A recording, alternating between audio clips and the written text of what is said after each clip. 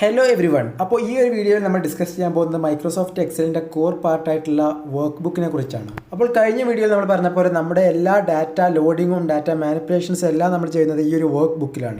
ഒരു Excel work book എന്ന് പറയുന്നത് ഒന്നോ അതിലധികമോ എക്സൽ വർക്ക് ഷീറ്റ്സ് അടങ്ങിയതാണ്. മൈക്രോസോഫ്റ്റ് എക്സൽ ഇൻ്റർഫേസിൻ്റെ ഏറ്റവും താഴെയുള്ള സ്റ്റാറ്റസ് ബാറിന് തൊട്ട് മുകളിലായിട്ട് നമുക്കൊരു ഒരു ഷീറ്റ് 1 എന്ന് പറഞ്ഞ് കാണാം. അപ്പോൾ അതിനർത്ഥം എനിക്ക് ഈ ഒരു വർക്ക് ബുക്കിൽ ഇപ്പോൾ ഒരു ഷീറ്റാണ്, ഒരു വർക്ക് ഷീറ്റാണ് ഉള്ളത്. അതിൻ്റെ പേരാണ് ഷീറ്റ് 1. നിങ്ങൾ അതിന് തൊട്ടടുത്തായിട്ട് കാണുന്ന ഈ ഒരു പ്ലസ് ഐക്കണിൽ ക്ലിക്ക് ചെയ്താൽ ന്യൂ ഷീറ്റ് നമുക്ക് ക്രിയേറ്റ് ചെയ്യാൻ സാധിക്കും. ഇപ്പോൾ ഞാനിത് ക്ലിക്ക് ചെയ്തപ്പോൾ ഇവിടെ ഇപ്പോൾ ഷീറ്റ് 2 എന്ന് പറഞ്ഞ ഒരു ഓപ്ഷൻ വന്നു. അപ്പോൾ ഇതിനർത്ഥം ഇപ്പോൾ നമുക്ക് ഈ ഒരു വർക്ക് ബുക്കിൽ ഷീറ്റ് 1, ഷീറ്റ് 2 എന്ന് പറഞ്ഞ് 2 ഷീറ്റാണ് അവൈലബിൾ ആയിട്ടുള്ളത്.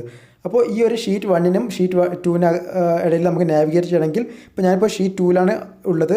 ഈ ഷീറ്റ് 1 എന്നുള്ള ഓപ്ഷൻ ക്ലിക്ക് ചെയ്താൽ ഇപ്പോൾ ഞാൻ ഷീറ്റ് 1ലോട്ട് തിരിച്ചു വന്നു. നമ്മൾ കണ്ടു ഈ ഒരു പ്ലസ് ഐക്കൺ ക്ലിക്ക് ചെയ്തുകൊണ്ട് നമുക്ക് മൾട്ടിപ്പിൾ വർക്ക് ഷീറ്റ്സ് ഒരു വർക്ക് ബുക്കിനകത്ത് ആഡ് ചെയ്യാൻ കഴിയും. ഇനി ഇങ്ങനെ ആഡ് ചെയ്യാൻ കഴിയുന്ന ഈ ഒരു വർക്ക് ഷീറ്റ്സിന് ഒരു ലിമിറ്റും ഉണ്ടോ? യെസ്.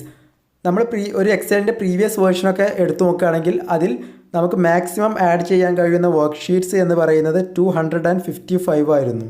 അപ്പോൾ എക്സലിൻ്റെ പഴയ വേർഷനിൽ 255 കൂടുതൽ വർക്ക് ഷീറ്റ് ഒരു വർക്ക് ബുക്കിൽ നമുക്ക് ആഡ് ചെയ്യാൻ സാധിക്കില്ലായിരുന്നു. എന്നാൽ എക്സലിൻ്റെ ഏറ്റവും പുതിയ വേർഷനിലോട്ട് വരികയാണെങ്കിൽ അങ്ങനെ ഒരു ലിമിറ്റ് നമുക്കില്ല. എന്നാൽ ദർ ഈസ് എ ലിമിറ്റ്.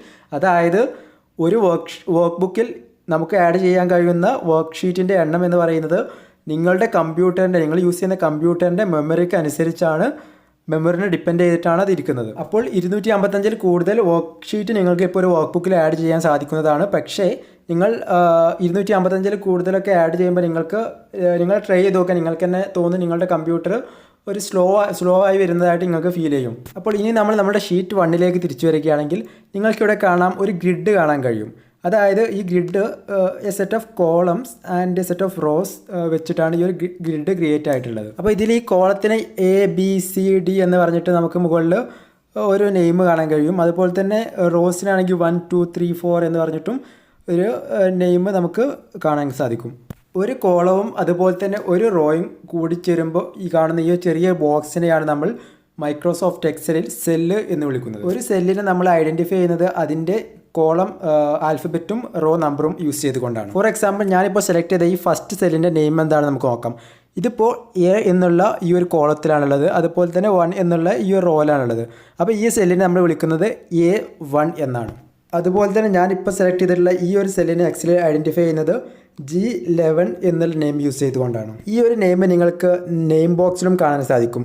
ഇപ്പോൾ ഞാൻ ഈ ഒരു സെല്ല് മാറി മാറി സെലക്ട് ചെയ്യുന്നതിനനുസരിച്ച് ഈ ഒരു നെയിം ബോക്സിലും അതിൻ്റെ നെയിം മാറുന്നതായിട്ട് നിങ്ങൾക്ക് കാണാൻ സാധിക്കും. ഇനി നിങ്ങൾ ചെയ്യേണ്ടത്, നിങ്ങളുടെ കമ്പ്യൂട്ടറിൽ മൈക്രോസോഫ്റ്റ് എക്സൽ ഓപ്പൺ ചെയ്ത് ഞാൻ പറഞ്ഞ പോലെ നിങ്ങൾ മാക്സിമം വർക്ക് ഷീറ്റ്സ് ക്രിയേറ്റ് ചെയ്യുക. അതുപോലെ തന്നെ ഈ റോസ് കോളംസ് എല്ലാം ഒന്ന് എക്സ്പ്ലോർ ചെയ്യാൻ നിങ്ങൾ ശ്രദ്ധിക്കുക.